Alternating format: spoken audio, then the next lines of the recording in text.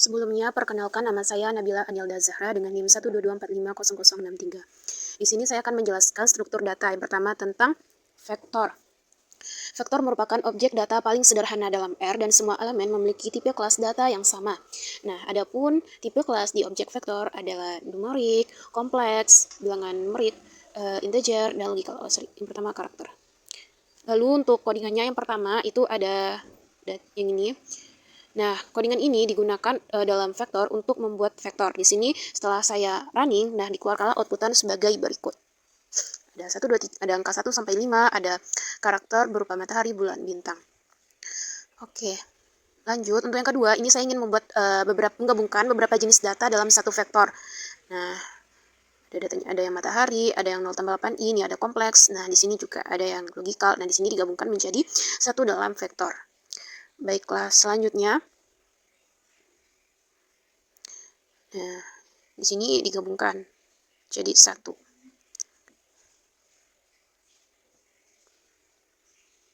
Oke, untuk selanjutnya saya kode ini dilakukan dalam matriks untuk mengecek apa sih kelas vektornya gitu.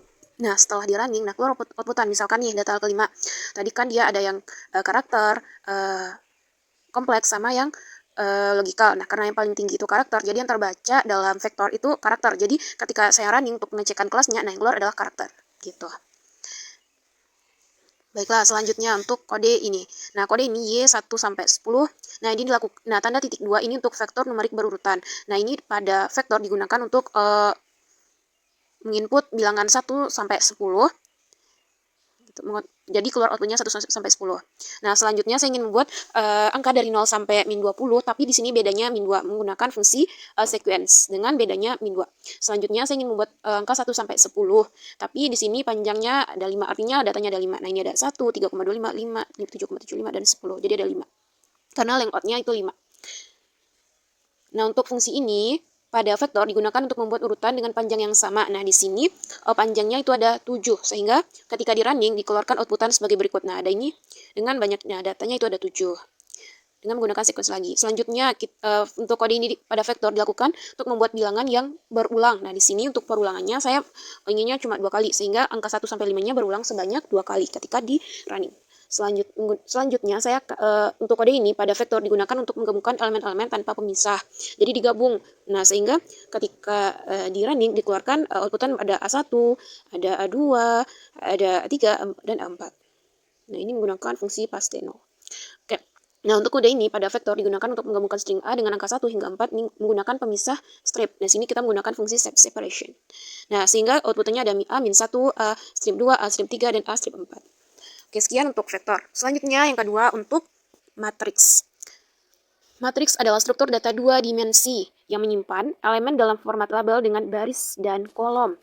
Nah, di mana semua elemen dalam matriks harus memiliki tipe data yang sama. Nah, ini digaris bawahi tipe datanya harus sama.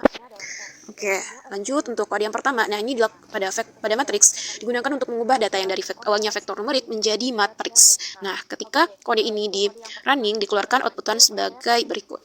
Oke, nah angka 1 sampai 12. Nah, ini kita mentransformasinya ke matriks. Oke, lalu selanjutnya, nah untuk kode ini pada matriks digunakan untuk mengecek dimensi dari matriks yang telah yang ingin saya buat gitu. Nah, ketika di running didapatkanlah dimensinya 3 kali 4. Artinya dia terdiri atas 3 baris dan 4 kolom. Oke, lanjut. Selanjutnya saya untuk kode ini digunakan untuk membuat matriks. Nah, di sini matriksnya sendiri yaitunya matriks dengan baris dengan 4 baris maksudnya. Nah, 4 baris dan 3 kolom sehingga outputnya bisa sebagai berikut. Oke, tadi matriks 1. Nah, sekarang saya ingin membuat matriks yang kedua. Nah, untuk matriks kedua terdiri atas 3 baris dan 4 kolom. Nah, ketika di running didapatkan outputan sebagai berikut. Nah, ini ada angka 1 sampai 12, tapi dia beda sama sebelumnya. Kalau sebelumnya kan 4 baris, 3 kolom, ini 3 baris dan 4 kolom. Nah, selanjutnya saya akan menggabungkan matriks. Nah, ini untuk matriksnya sendiri. Nah, kode ini pada matriks digunakan untuk menggabungkan matriks. Di sini matriksnya dengan angka 2 sampai 10 dengan ukuran matriksnya 3 kali 3. Nah, angkanya ini ada 2 sampai 10. Oke, selanjutnya untuk kode ini pada matriks digunakan untuk menggabungkan matriks, tapi ketentuannya di angkanya 5 sampai 13 dengan ukurannya 3 kali 3. Nah, selanjutnya untuk fungsi ini pada matriks digunakan untuk menggabungkan matriks berdasarkan kolomnya. Dengan fungsinya ada cbin. Nah, sehingga didapatkan outputan sebagai berikut dengan barisnya 3, kolomnya 6. Ada 2 sampai 13 kalau di sini. Dari matriks yang sebelumnya ada yang A sama B. Matriks A sama B. Nah, ini kita gabungkan. Nah, yang kedua, nah kode ini pada matriks digunakan untuk menggabungkan dua matriks berdasarkan kolomnya. Kolom dari matriks A dan matriks B sebelumnya. Nah, sehingga ketika di running didapatkan outputan sebagai berikut. Nah, dengan barisnya itu ada 6 dan kolomnya 3 dari 2 sampai 13 ini. Baiklah, sekian untuk matriks. Oke, selanjutnya akan dijelaskan oleh teman saya. Assalamualaikum warahmatullahi wabarakatuh. Perkenalkan, nama saya Cynthia Bella dengan NIM 122450066 dari kelas RC. Di sini bagian array, di mana kodenya itu my_array data sama dengan 1,224, dim sama dengan C 4,3,2.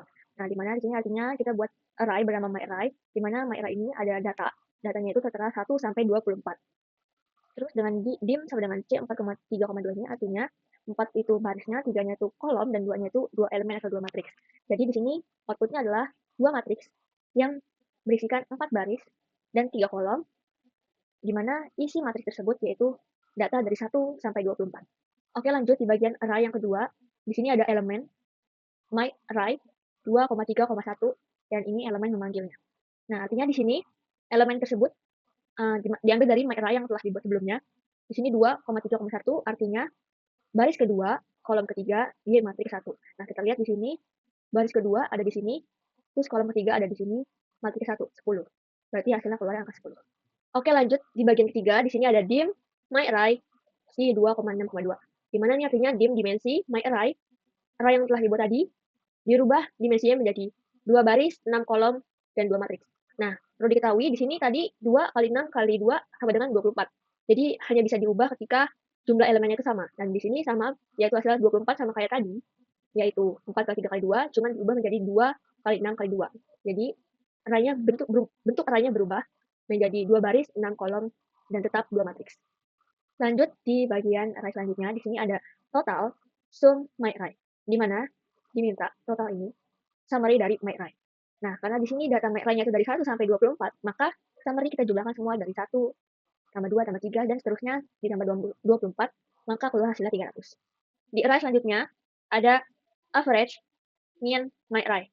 Artinya, kita membuat variabel baru bernama average, di mana average ini meminta mean dari myArray.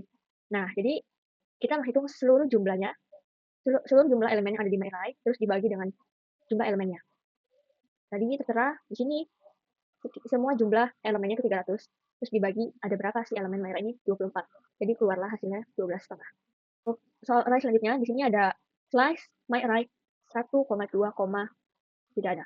Nah, di sini artinya kita membuat variabel baru yang bernama slice, di mana variabel baru ini mengambil dari data myArray di bagian baris 1 dan kolom 2. Nah, di sini kosong artinya dia mengambil semua elemen. Dimana kita lihat sebelumnya, berarti baris ke-1, kolom kedua itu ada 3, dan baris keduanya ada baris ke-1, kolom kedua ada 15. Berarti hasilnya yang keluar 3 dan 15. Lanjut untuk soal selanjutnya, di sini ada char underscore vector, si merah, biru, hijau, biru, merah. Nah, di sini artinya kita membuat, nah, si ini artinya kita membuat vektor, di mana vektor tersebut disimpan ke dalam variabel char underscore vector. Nah, artinya kita membuat vektor berkarakter yang berisikan elemen merah, biru, hijau, biru, merah. Jadi ketika dipanggil fungsi variabel ini, keluar tetap elemen-elemennya, yaitu merah, biru, hijau, biru, dan merah. Untuk soal selanjutnya, di sini ada color underscore faktor dalam kurung char underscore vector. Nah, di mana di sini artinya kita membuat variabel baru bernama color underscore faktor, di mana variabel tersebut mengambil char vector yang telah dibuat sebelumnya, diubah ke dalam bentuk faktor. Nah, di sini ketika dipanggil, dia akan mengeluarkan elemen-elemen dalam char vector berupa levelnya. Nah, karena kita ubah dalam bentuk faktor, maka dia akan keluar dalam hasil faktor kategorikal dalam bentuk data kategorikal. Jadi di sini ketika dipanggil dia akan keluar elemen-elemennya berupa levelnya. Dimana kan dia dalam bentuk kategorikal, berarti dia berurutan kategorikal. Jadi levelnya di sini ada biru, hijau, dan merah, yang artinya berurutan data kategorikal. Lanjut soal selanjutnya di sini ada levels dalam kurung color underscore factor. Nah, tadi kan kita udah ngebuat nih variabel color underscore factornya. Nah, dia minta levelsnya. Nah, jadi dia hanya mengeluarkan levels yang ini saja. Kenapa ini biru, hijau, merah? Karena dia kalau misalnya diminta kayak gitu, hasilnya berdasarkan urutan alfabetis. Jadi B dulu, H dulu, dan M dulu. Jadi biru, hijau, merah secara berurutan. Dan lanjut di sini ada variabel baru bernama education, di mana terdapat vektor yang berisikan elemen SMA, S1, S2, S1, dan SMA. Nah, di sini ada levelsnya langsung, bahwa levelsnya itu SMA, S1, S2. Nah, order true artinya ini dia meminta secara berurutan. Jadi ketika variabel education dipanggil, hasilnya itu keluar elemen dari dari education ini yang berbentuk faktor SMA, S1, S2, S1, dan SMA. Nah, levelsnya ini secara berurutan SMA, lalu S1, lalu S2. Di soal selanjutnya, di sini ada levels dan kurung color underscore factor. Di sini ada elemen si biru, hijau, merah. Nah, berarti di sini dia meminta merubah level dari color factor sebelumnya. Nah, di mana levelnya itu kita lihat dari color factor di sini tertera biru, hijau, merah, tetapi hurufnya kecil. B-nya kecil, H-nya kecil, M-nya kecil. Nah, di sini dia merubah nih level dari si color factornya itu menjadi B besar, H besar, merah besar. Jadi ketika diminta si color factornya ini, karena sudah dirubah, jadi keluarlah hasilnya itu B besar, H besar, merah besar. Lanjut di sini ada membuat variabel baru bernama char underscore vector underscore from underscore factor. Nah, di sini berarti dia merubah faktor color factor menjadi bentuk vektor karakter. Jadi ketika dipanggil variabelnya, dia keluar hasilnya si setiap elemen-elemen yang berada di color factor tadi, yaitu merah, biru, hijau, biru, merah.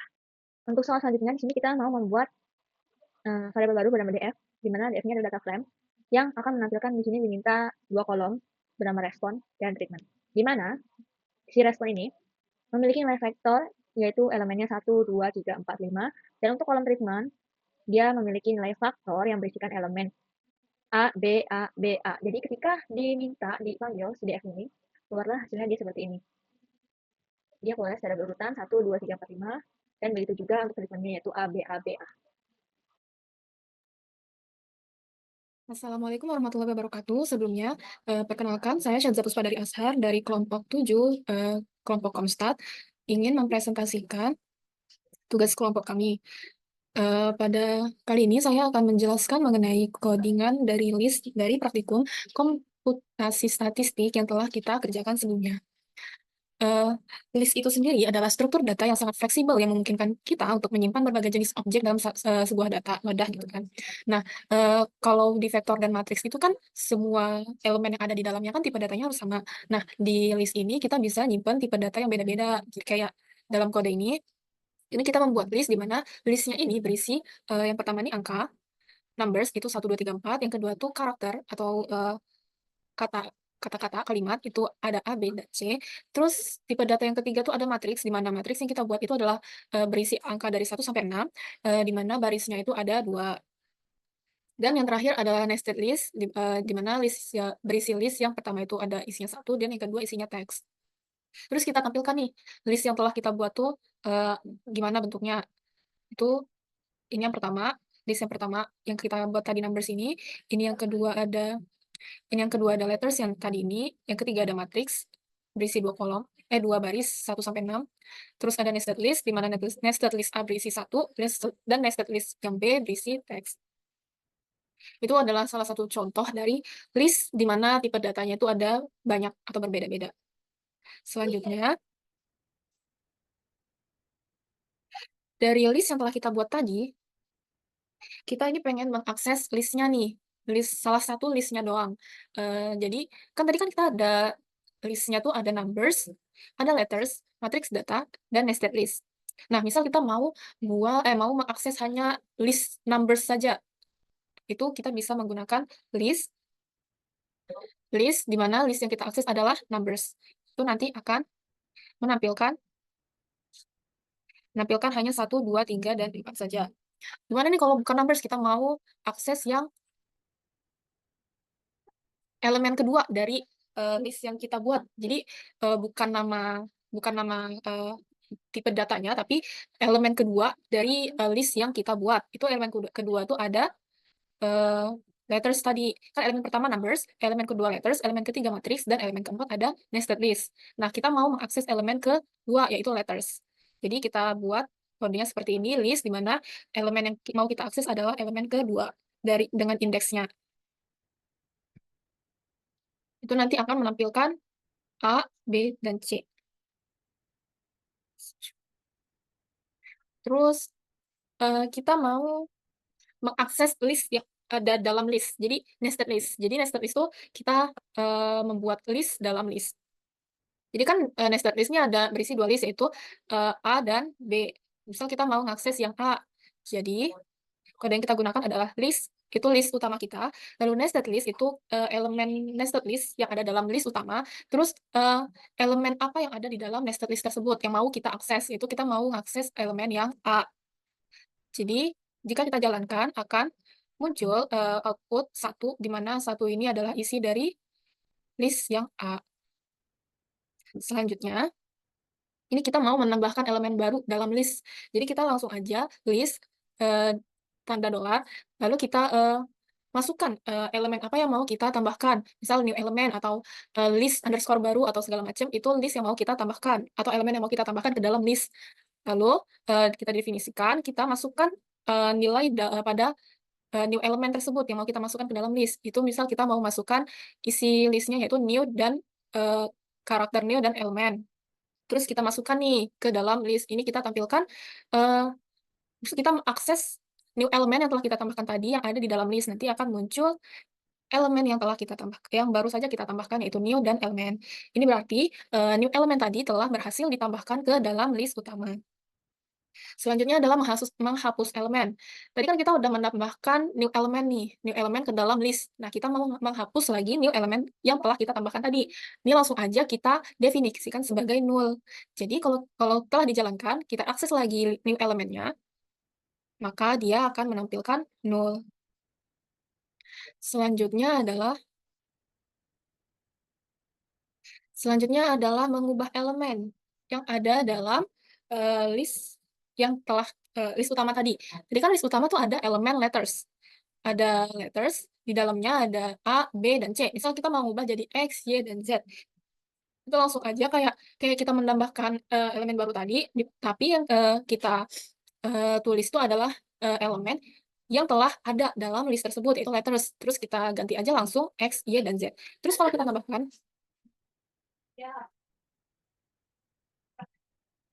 tambahkan, maksudnya kalau kita jalankan, itu nanti akan list utama tadi yang A, B, dan C itu akan langsung berubah menjadi X, Y, dan Z.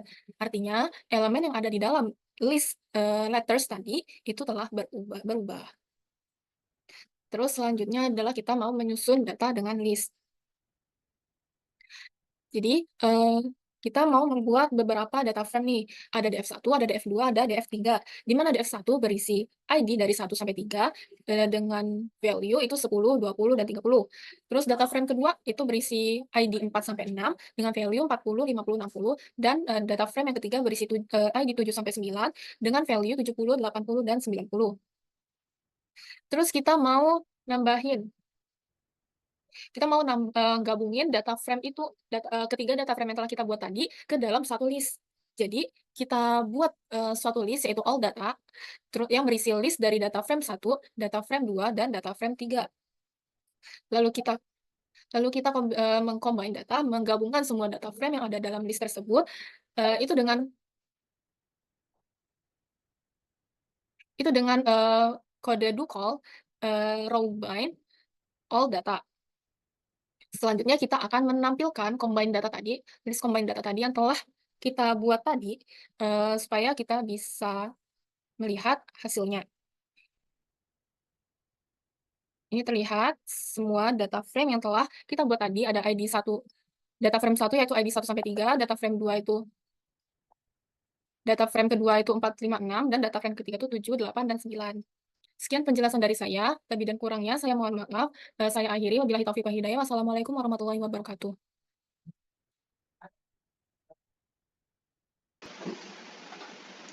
Saya akan menjelaskan tentang data frame.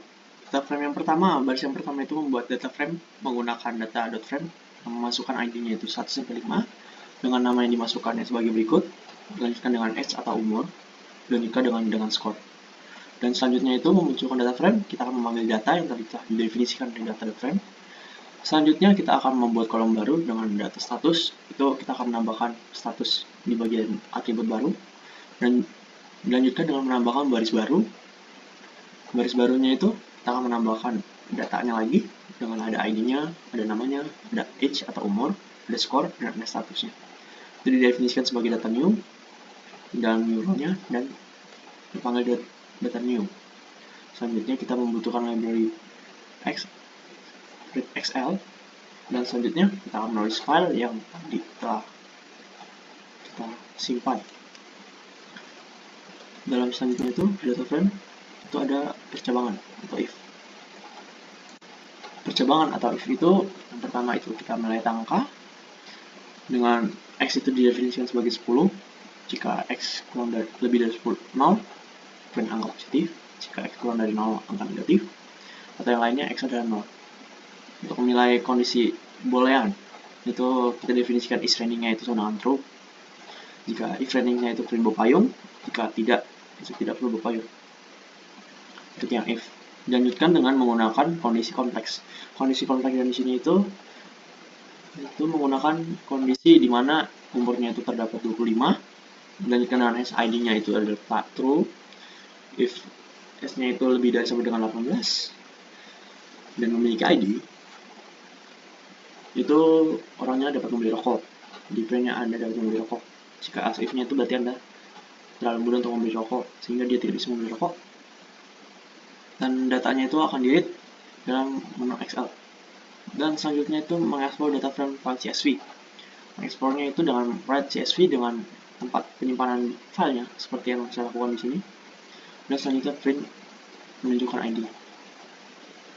Lanjutkan dengan cek umur lagi. Dan nanti akan print cek umur kalau umur 20 dan kalau umurnya 16. Hasilnya akan seperti ini.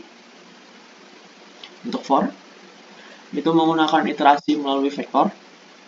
Itu numbers itu ada 1, 2, 3, 4, dan 5. For-nya itu untuk bilangan dalam bilangan itu adalah print number. Terus habis itu untuk iterasi indeks itu ada namanya tersedia ada Alice, Bob, dan Charlie. For i insect along name. Jadinya kalau misalnya di dalam namanya ada itu terdeteksi.